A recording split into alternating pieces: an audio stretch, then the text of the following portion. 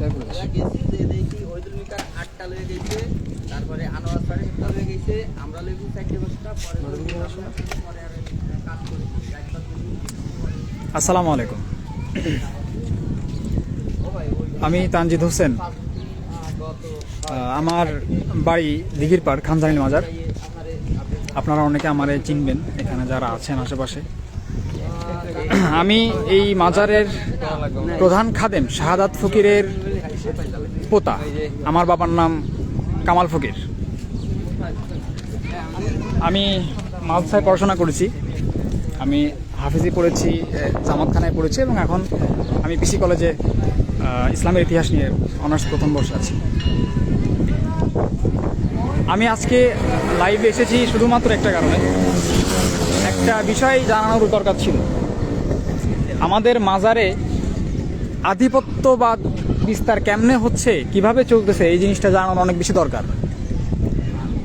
একটা পক্ষের মানুষ কিভাবে মানুষদের জিম্মি করার চেষ্টা করতেছে, টোটাল মাজারের এরিয়া আশপাশ সব কিছু নিজের হাতে করার চেষ্টা করতেছে, নিজের দাম্ভিকতা অহংকার এগুলোর বশে সে মানুষের সাথে যা না তাই করতেছে, সেই বিষয় নিয়ে আজকে কথা বলার দরকার আমার মনে হচ্ছে।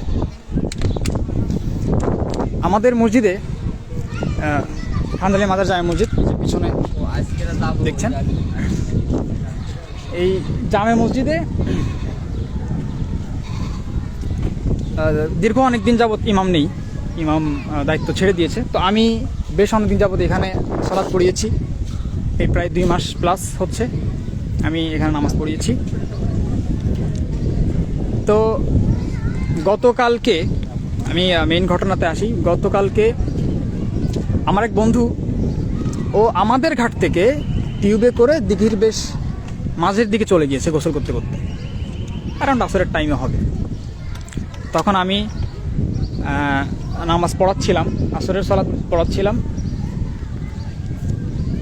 এবং আমার পিছনে যারা সালাত পড়েছে তাদের মধ্যে একজন ছিল ফকির তারিকুল ইসলাম।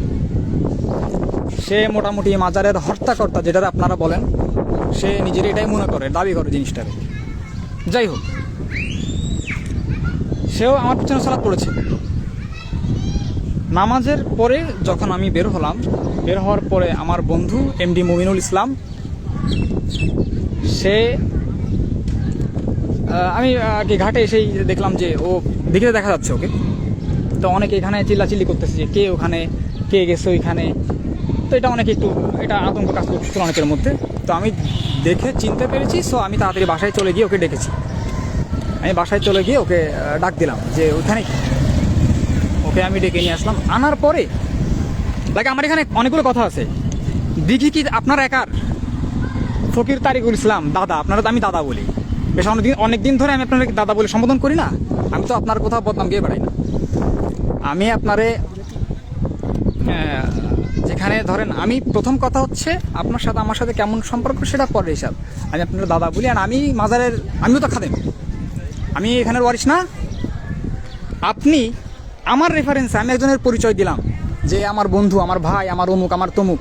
আপনি প্রথমে বললেন যে যেই হোক, যার যেই হোক, তারে বেঁধে নিয়ে আসো বাড়ির থেকে। কেন? আপনি কে? আমার প্রশ্ন হচ্ছে আপনি কে? আপনি কে? যে আপনি কি হয়ে পড়ছেন যে আপনি সরাসরি হুকুম করেন মানুষদের, দারোয়ান পাঠান বাসায়, যে অমুককে ধরে নেয়, যার যে হোক ধরে নেয়। যেখানে আমি বারবার আমি তাদের বলতেছি যে দাদা ও আমার বন্ধু হয়, আমি তো খুব নম্রতার সাথে আপনার সাথে কথা বলেছি, রাইট? সে পরবর্তীতে আপনি কি করলেন? আচ্ছা ভালো কথা, দারোয়ান পাঠালেন বাসায়, আসলো। আসার পরে রেস্ট হাউসে একটা ছোটোখাটো একটা ছিল, একটা মিটিং ছিল। সেটা হওয়ার পরে পাবলিক প্লেসে যখন ঘাটে আসলো, এই যে এই দিঘির বড় ঘাটে আসলো, তারেক চেয়ারম্যান ফকির তারিকুল ইসলাম আর কি, যারা নিয়ে এখন ফেসবুকে সারা দুনিয়ায় ট্রল চলতেছে, কুমির হ্যান ত্যান। এই বিষয়ে তো আমরাও প্রতিবাদ করি না, এই বিষয়টার প্রতি আমরাও করি।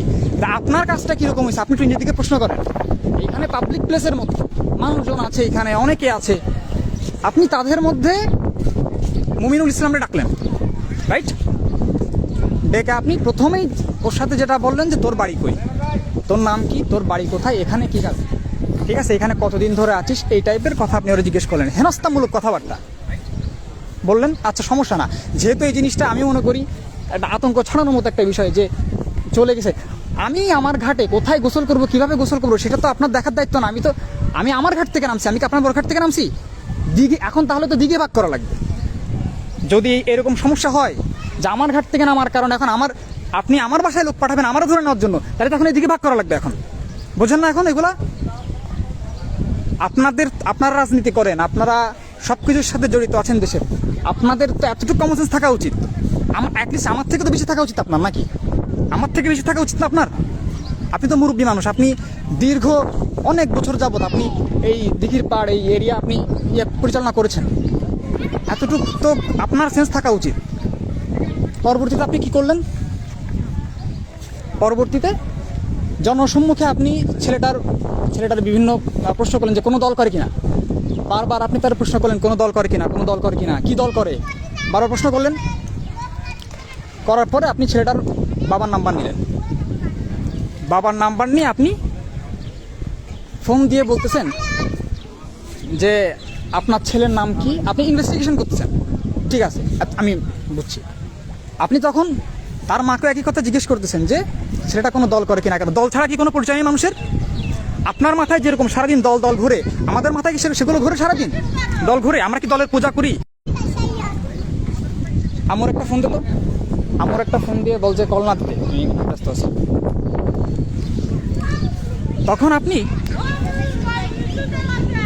ছেলেটারে জনসম্মুখে আপনি এইরকম একটা বিষয় নিয়ে আপনি জনসম্মুখে একটা ছেলেকে আপনি হেনস্থা করতে পারেন না, কখনো পারেন না। এই অধিকার তো আপনার নেই। আপনি নিজেরা যাই মনে করেন, আপনি জনসম্মুখে একটা ছেলেকে তবে হেনস্থা করতে পারেন না। আপনি যদি রেস্ট হাউসের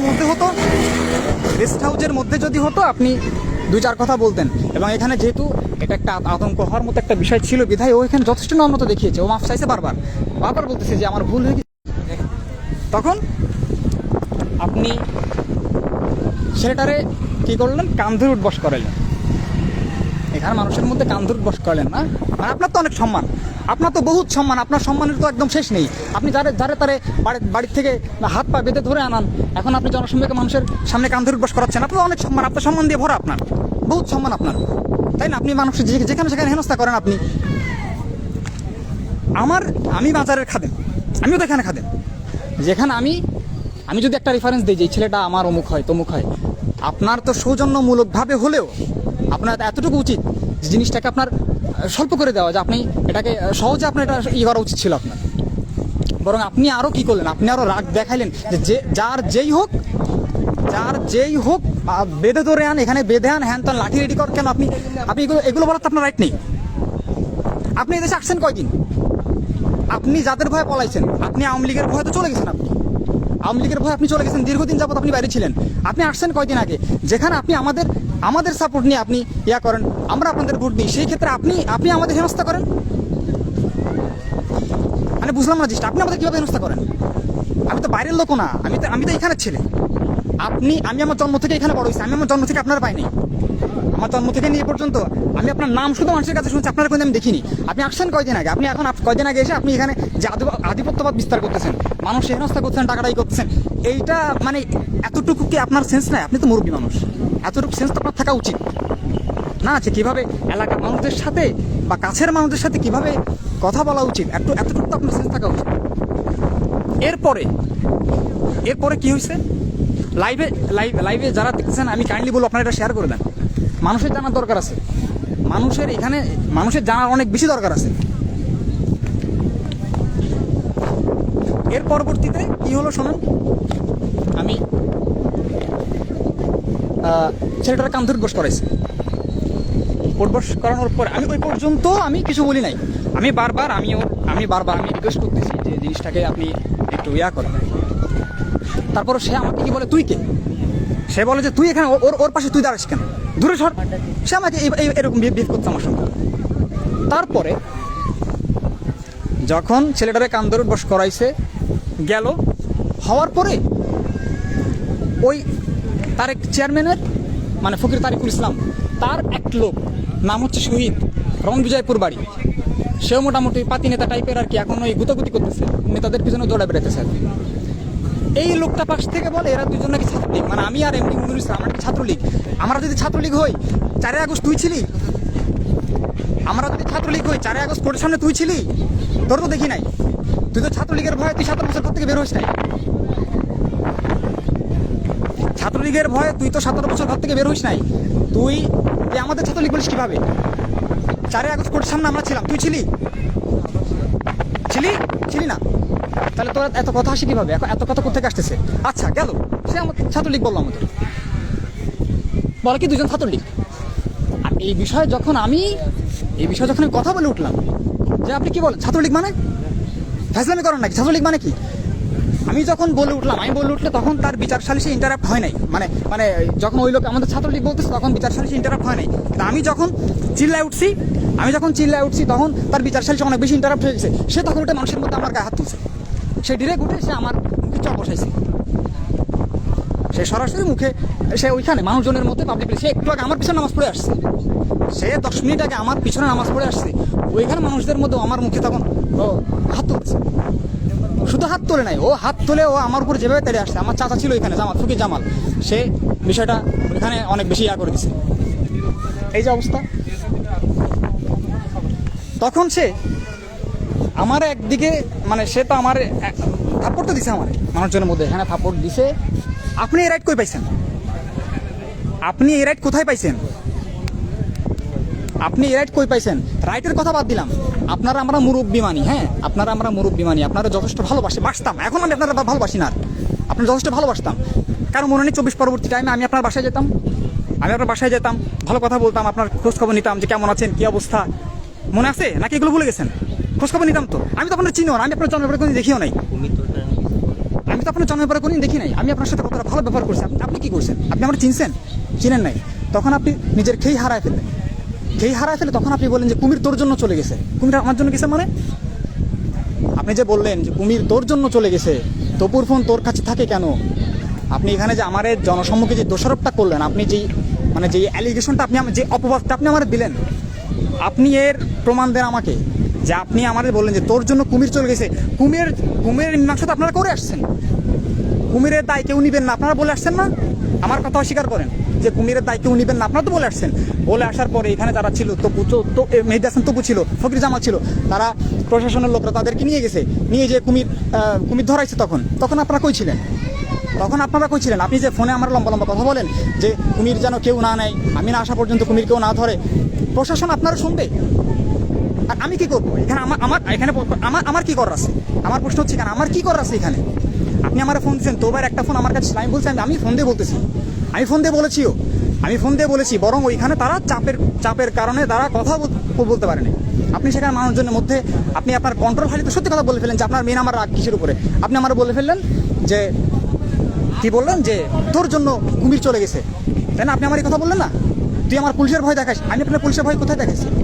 প্রশাসন যদি এখানে একজন আইনের লোক যদি আমাকে একটা কিছু বলে, যৌক্তিক কিছু যদি বলে, এবং এটা আমি যদি মেনে নেই, সেখানে আপনার বিষয় তো আমি আপনার কথা কি জন্য শুনতে যাব? আমি তাহলে কি জন্য শুনতে যাবো এখানে, রাইট? এরপর আপনি কি করলেন? আপনি আমার মারলেন, ভালো কথা, জনসংখ্যা। আমি একটু আগে আপনি আমার পিছনে নামাজ পড়ে এসেছেন, নামাজ পড়ে এসে আপনি আমাকে মারলেন, আপনি আমার গালিগালাজ করলেন মানুষের মধ্যে আপনি আমার গালিগালাজ করলেন। অ্যান্ড যারা লাইভে আছেন ভাইরা, কাইন্ডলি আপনার লাইভটা শেয়ার করে দেন, এগুলো আসলে মানুষের জানার দরকার আছে, মানুষের এগুলো জানার অনেক বেশি দরকার আছে। তখন দেখেন, এরপরে সে যখন আমারে বললো যে কুমির তোর জন্য গেছে, তুই 600 বছরের মধ্যে সব থেকে বড় ক্ষতি তুই করছিস, আপনি যখন আমাকে এভাবে বলতে লাগলেন, আপনার বিচার ইন্টারাপ্ট হয়েছে। যে আমার ছাত্রলীগ বলে অপবাদ দিছে, আপনি তার কথায় আপনার ইন্টারাপ্ট হয় নাই। আমি যখন প্রতিবাদ করছি তখন আপনার ইন্টারাপ্ট হয়েছে।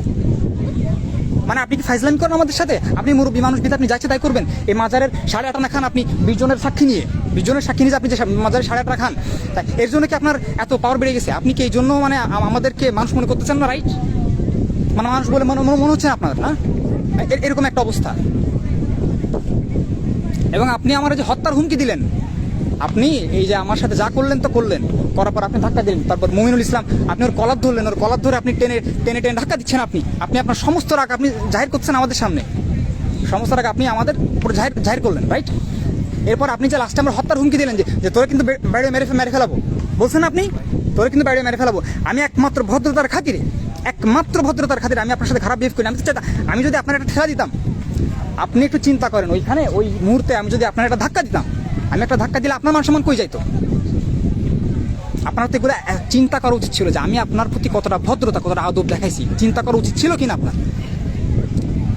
আপনার কি বিন্দুমাত্র অনুষ্ঠান হয় ভিতরে? অনুষ্ঠান আছে কিছু? ফকির তাইকুল ইসলাম আছে কোনো অনুষ্ঠান আছে বিন্দুমাত্র আপনার ভিতরে? যে আপনি মানুষের সাথে যা করতেছেন, যে জুলুমগুলো করতেছেন, এগুলো নিয়ে আপনার কি মনে আলার ভয় নেই? একটু নামাজ তো পড়েন, নামাজ পড়ে আমি দেখি আপনি আমার পিছনে পড়েন। তা নামাজ পড়ে আপনার কি হচ্ছে? আপনি যে এইভাবে মানুষের সাথে জুলুম করতেছেন, এটা তো ঠিক না। আমার বড় কথা এখানে না, আমি আবারও বলি, আমি এখানে মানুষ না। আমার রেফারেন্স যদি আমার কোনো আত্মীয় যদি এখানে কথা বলতে না পারে, তাহলে তো আমার এলাকায় থাকার দরকার নেই।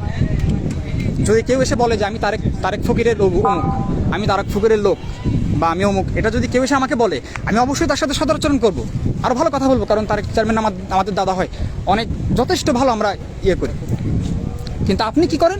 ওইখানে ও আমার বন্ধু এমডি মুমিনুল ইসলাম, ওখানে তো মুমিনের জায়গায় অন্য কেউ হতে পারতো। আমার বাসায় অনেক মেহমান ছিল, আমার অনেক ক্লোজ কাছের মেহমান ছিল, আমার মামারা ছিল, ওখানে তো আরেকজন হতে পারতো না। তা আপনি যদি এগুলো করতেন, তাহলে মানে এগুলো তো আসলে ভাবা যাচ্ছে না।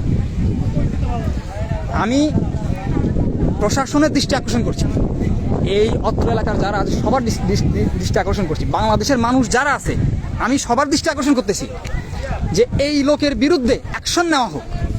এই লোকের দাম্ভিকতার শিকার হচ্ছি আমরা সাধারণ মানুষরা এই লোকের দাম্ভিকতার শিকার হচ্ছি। আমরা কেন হব? আমরা এই লোকের দাম্ভিকতার শিকার কেন হব? আমার তো এখানে অনেক প্রশ্ন আছে।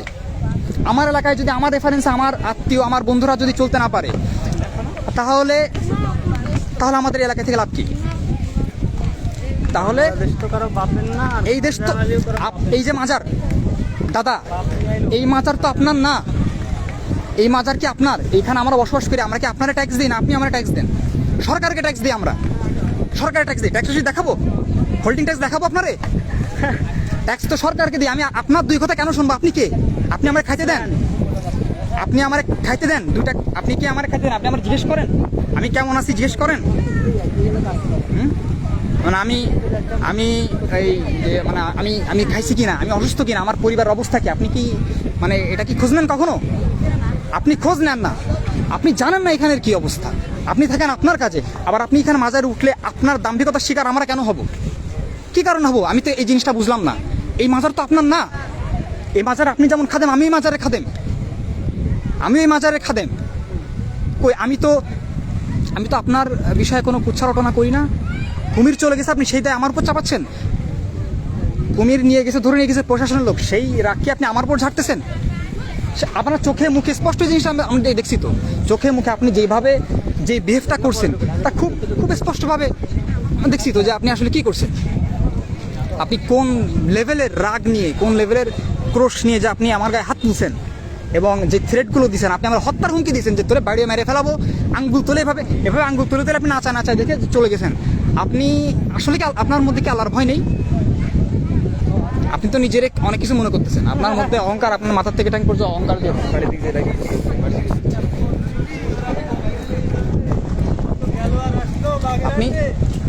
আমি প্রশাসনের দৃষ্টি আকর্ষণ করছি যে এই ধরনের মানুষের বিচার হওয়া উচিত, আইনের আওতায় আনা উচিত।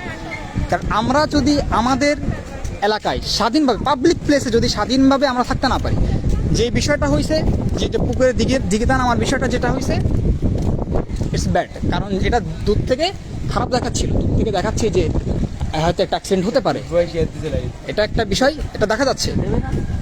এটা আমি তো দেখা যাচ্ছে যখন আমার বাড়িঘাট থেকে নামছে, বড়ঘাট থেকে নামছে, আমার বাড়িঘাট থেকে নামছে, আমার এখানে বিগত যে কয়েকটা অ্যাক্সিডেন্ট হয়েছে আমরা জানি না, জানি তো।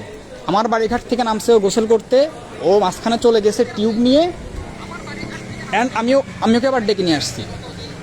এরপরে আপনার কি উচিত ছিল? আপনার তো উচিত ছিল বিষয়টা বুঝায় বলা। আপনি তা না করে আপনার ভিতরে সর্বোচ্চ খারাপ ব্যবহারটা আপনি দেখাইছেন। আপনি আপনার ভিতরে মানুষটারে দেখাইছেন, আপনার ভিতরে যে মূল যে তারেক চেয়ারম্যান যেটা মানুষ বলে, আপনি সেই চেহারাটা আপনি দেখাইছেন, সবার সামনে এখানে। আমার এরপরে আপনি এই কথা বলছেন, আপনি বলছেন যে এই কি জানো, আপনি এই কথা বললেন যে তোর বাড়ি ডেমাই, তুই এখানে কেন? আমার মেহমান, আমার বাড়ির মেহমান, আমার বাড়ির মেহমান কোথায় আসবে কোথায় থাকবে সেটা আপনার সমস্যা। আপনার বাড়ি উঠছে, ও আপনার বাড়িতে যে উঠছে, আপনার বাসায় যে খাইতে বসছে, ও এখানে আসে, এখানে থাকে, কি করে না করে সেটা তো আপনার দেখার বিষয় না, সেটা আপনার দেখার বিষয় না। আপনি জানেন, আপনি আমাদের অবস্থা জানেন, খোঁজ নেন, কোনো কিছু কিছু না, অথচ আপনি শাসন দেখান। এটা তো হাস্যকর নাকি? এটা হাস্যকর না ভাই? এটা তো অনেক বেশি হাস্যকর, এটা প্রচুর হাস্যকর। এটা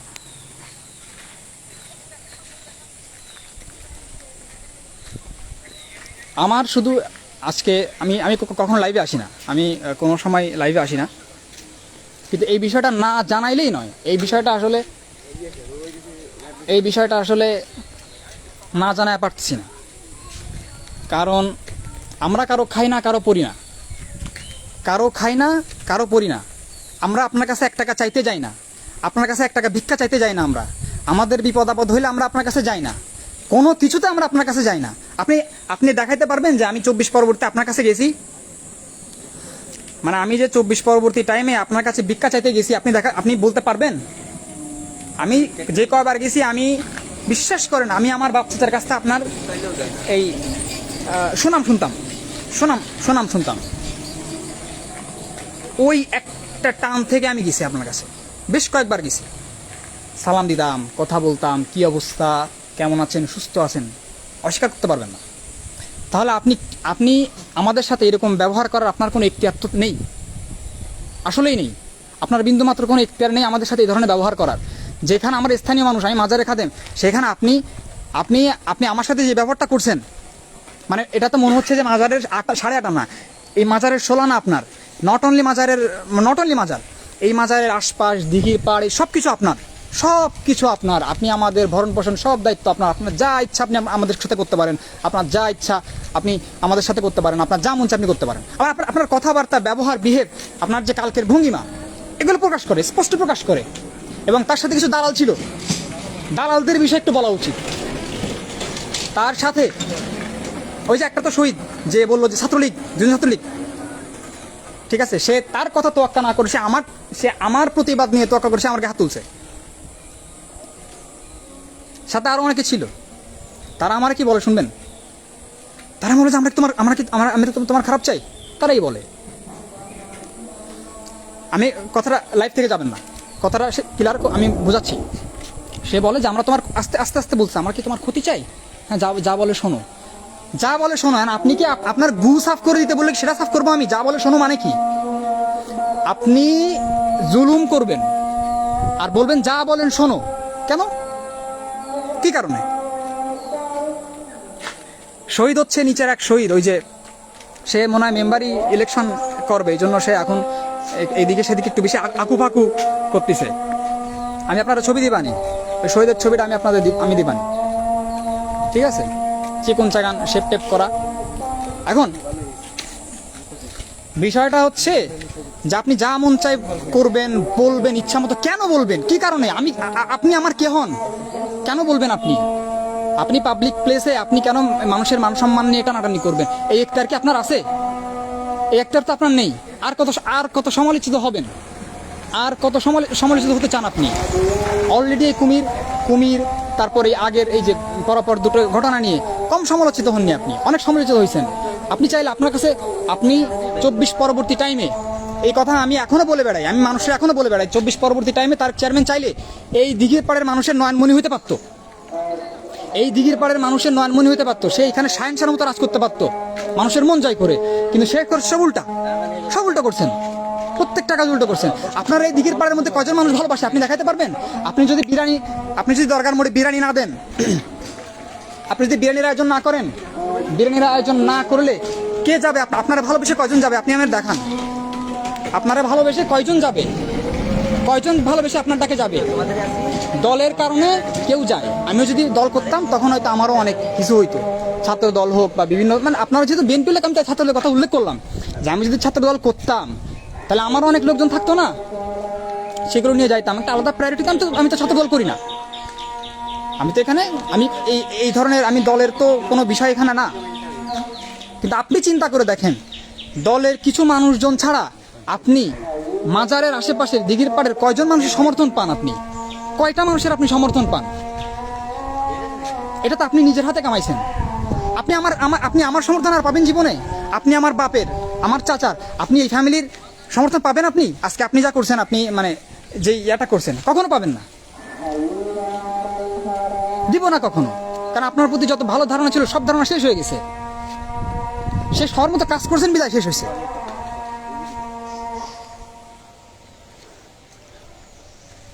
আপনি আমার হত্যার হুমকি দেন না, যে তোরে বাইরে মেরে ফেলাবো, তোর জন্য এটা হয়েছে, তোর জন্য কুমির গেছে, হ্যান হয়েছে, তপুর ফোন তোর কাছে থাকে কেন, তুই আমার পুলিশের ভয় দেখাস। আপনি তো এই ধরনের বিহেভ আপনি আমার সাথে করতে পারেন না।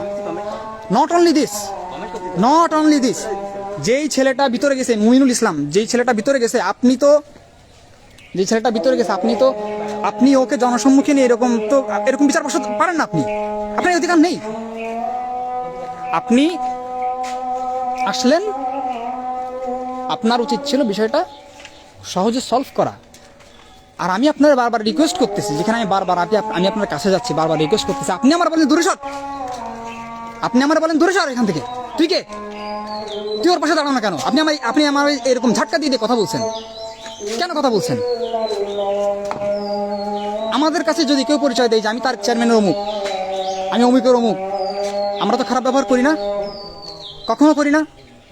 সর্বোচ্চটা ভালো ব্যবহার দেওয়ার চেষ্টা করি। তাহলে আপনি যদি আজকে আমাদের রেফারেন্সে যদি আমাদের মানুষদেরকে যদি আপনি এইরকম বিহেভ করতে পারেন, আমাদের গুনতে না পারেন, তাহলে দুদিন পরে তো আপনি আমার ঘরে এসে আপনি আমার মারবেন, আপনি আমার বাবার গায়ে হাত তুলবেন, আপনি আমার মা বোনের গায়ে হাত তুলবেন দুদিন পরে। এটা তো বোঝা যাচ্ছে। এগুলোর জন্য খুব রকেট সায়েন্স লাগে না, এটা খুব সহজ। এটা সহজে বোঝা যায় যে আপনি যদি আজকে এই দিঘির পাড়ের মানুষ হিসেবে যদি আপনি আমার দাম না দেন, এই দিঘির পাড়ের খাদিম হিসেবে আপনি যদি আমার দাম না দেন, আপনি দুদিন পরে তো আপনি এই পাড়ে কাউরে গুনবেন না, আপনি আমার পরিবারে গুনবেন, আপনি আমার বাবার গায়ে হাত তুলবেন। শোনেন জনাব ফকির তারিকুল ইসলাম, আসলে কি জানেন, আল্লাহ তো মানুষের ছেড়ে দেয় না, বুঝছেন? আল্লাহ মানুষে ছেড়ে দিয়ে দেখে, খেলা দেখে যে এ কতদূর করতে পারে। আমি আপনারে বলবো যে আপনি এখনো আমি মনে করি যতটুকু সমর্থন আছে, আপনি এখনো চাইলে এই দিঘির পাড়ে মানুষের জন্য অনেক কিছু করতে পারবেন। এই দিঘির পাড়ে অনেক কিছু করতে পারবেন, অনেক কিছু সম্ভব। এখনো মানুষের মন জয় করা সম্ভব, আপনি মানুষের চোখে নরমনি হতে পারবেন, এখনো সেই সুযোগটা আছে। আমি আপনারা বলবো, আপনার এই দাম্ভিকতা, এই অহংকার দাম্ভিকতা একমাত্র আল্লাহ তাআলার অধিকার, একমাত্রই আল্লাহ তাআলার অধিকার। এই অধিকার নিয়ে আপনি টানাটানি করছেন না। আপনি আল্লাহ তাআলার এই অহংকার, দাম্ভিকতার অধিকার, গৌরবের অধিকার নিয়ে আপনি টানাটানি করে, আপনি যে দাম্ভিকতা দেখায় আপনি মানুষের সামনে যে ব্যবহারটা করছেন, যে বিহেভটা করছেন, আপনি আমার আঘাত করছেন। আমি তো আল্লাহর জন্য কিছু বলিনি, আমি যথেষ্ট আমি ধৈর্য ধরেছি, আমি কিছুই বলিনি, একদমই কিছু বলিনি, চুপ করেছিলাম। এরপর আপনার সাথে আমার তর্কাতর্কি হয়েছে, সেটা পরের হিসাব। আমি আপনারা বলবো এগুলো করেন না, এগুলো কেন করবেন?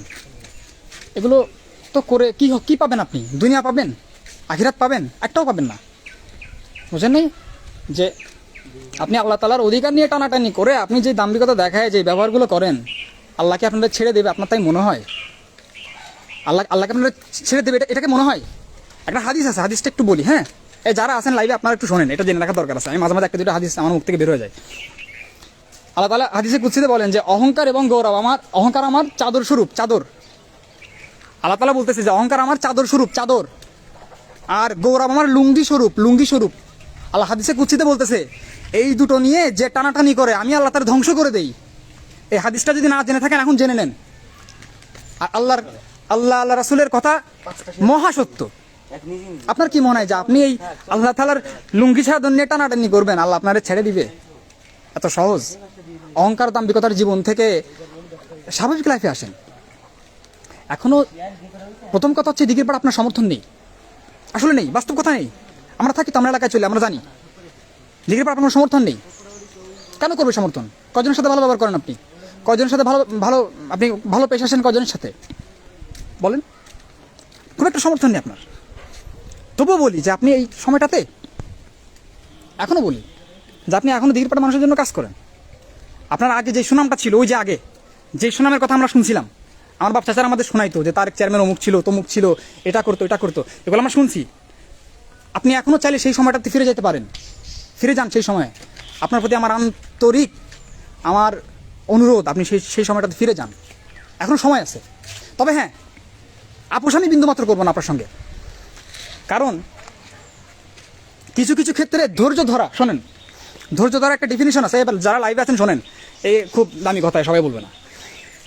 ধৈর্য ধরার ডেফিনেশন আছে, ধৈর্য ধরার ওয়ে আছে, জায়গা আছে, স্কোপ আছে। সব জায়গায় ধৈর্য ধরা যায় না। আমি আজকে এখানে ধৈর্য ধরবো, আপনি কালকে আমার ঘরে ঢুকবেন, এটাই হয়। আপনি যদি প্রতিরোধ না করেন, প্রতিবাদ না করেন, যেটা আজকে আসতে আপনার সাথে হয়েছে সেটা আপনার সাথে ঘরে হবে কালকে। এর থেকে আমি সরবো না, এর থেকে সরার কোনো সুযোগ নেই। আপনি যতই আমার বলেন, আপনি যেই পরিচয় দেন না কেন, কোনো সুযোগ নেই, সরবো না আমি এর থেকে। 2001 সাল থেকে 2006 পর্যন্ত তারেক ফকির আর ওর ভাইরা পুরো 60 গম্বুজ ইউনিয়নের মানুষদেরকে অনেক নিয়ে হ্যাঁ করছে তো। 2001 সাল থেকে 2006 সাল পর্যন্ত তারেক ফকির দাদা আর তার ভাইরা যারা ছিল, অবশ্যই ইতিহাস আমি জানি না, কারণ আমি তো তখন ছোট মানুষ, পরবর্তীতে শুনছি আমরা এগুলো, অনেক নির্যাতন করছে, রাইট।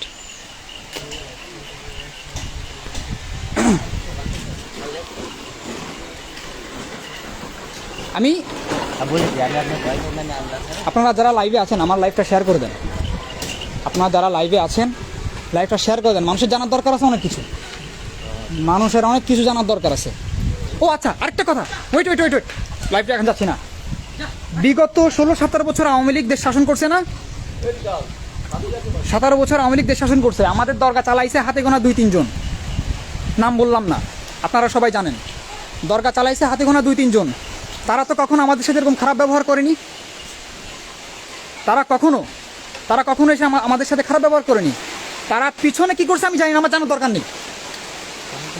তারা পিছনে কি করছে আমার জানার দরকার নাই। কখনো তারা তো আমাদের সাথে খারাপ ব্যবহার করেনি, কখনো তারা এসে আমারে নিয়ে হেনস্থা করে নাই, তারা কখনো তো আমার গালে থাপ্পড় বসায় নাই, আমার মেরে ফেলার হুমকি কখনো তারা দেয় নাই। আপনি 2 দিন এসে কিভাবে দিচ্ছেন? আপনি তো দেশে আসছেন কয়দিন ছিলেন? দীর্ঘদিন ছিলেন না আপনি দীর্ঘ অনেক বছর আপনি দেশে ছিলেন না। আপনি এখন এসে আপনি এগুলো কেন করতেছেন? কী কারণে করতেছেন আপনি এগুলো? মানে আপনি কি চান? মানে আপনি কি চান যে দরগাটা পুরোটা আপনার হোক? মানে আপনি কি এই জিনিসটা চাইতেছেন যে পুরাটা দরগা একদম হোল টোটাল দরগাটা আপনার হোক? আপনি কি এটা চাইতেছেন? মানে টোটাল দরগাটা আপনি নিজেই কন্ট্রোল করবেন, সব কিছু নিজে করবেন, ওভারঅল অল আপনার হবে? এটা তো সম্ভব না। কেন সম্ভব হবে? এটা কীভাবে সম্ভব হবে? আপনি মানুষদের কিনছেন? মানুষদেরকে কিনে নিতে পেরেছেন? আপনি পারবেন? কখনো পারবেন? আমারে পারবেন? আপনি আমার মেরে কেটে জবাই করে আপনি আমার লাশ ভাসাই দিলে আপনি পারবেন আমার কিনতে? আমি আপনার কামাই খাই, আপনি আমার 2, 4, 5, 10 কথা বলার কে? বলতে পারতেন, অবশ্যই বলতে পারতেন। আপনি অবশ্যই বলতে পারতেন।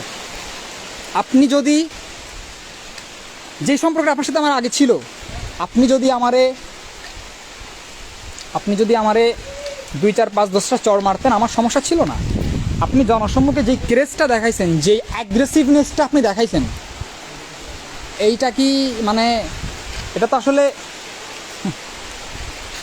যাক, আমার আর কিছু বলার নেই। আপনার প্রতি আমার একটাই অনুরোধ, এখনও আপনি দিঘিরপাড়ের মানুষের, এই এলাকার মানুষের, এই বাঘাটার মানুষের নয়নমণি হতে পারবেন, সময় আছে, আপনি সেই চেষ্টাটা করেন। মানুষের সাথে খারাপ ব্যবহার করেন না, মানুষের সাথে খারাপ ব্যবহার করেন না। এই যেটা হয়েছে এটা আপোষ করার সুযোগ নেই। এর অবশ্যই বিচার হওয়া উচিত, এর বিচার হওয়া উচিত, হতে হবে, অবশ্যই হতে হবে, 100 বার হতে হবে। আমি সব বিষয় বলে দিলাম। এই বিষয়টা কালকের ঘটনা, গতকালকে বাদাসরের ঘটনা, সম্পূর্ণ ক্লিয়ারভাবে আমি বলে দিলাম।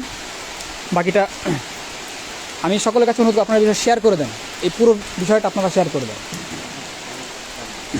আসসালামু আলাইকুম।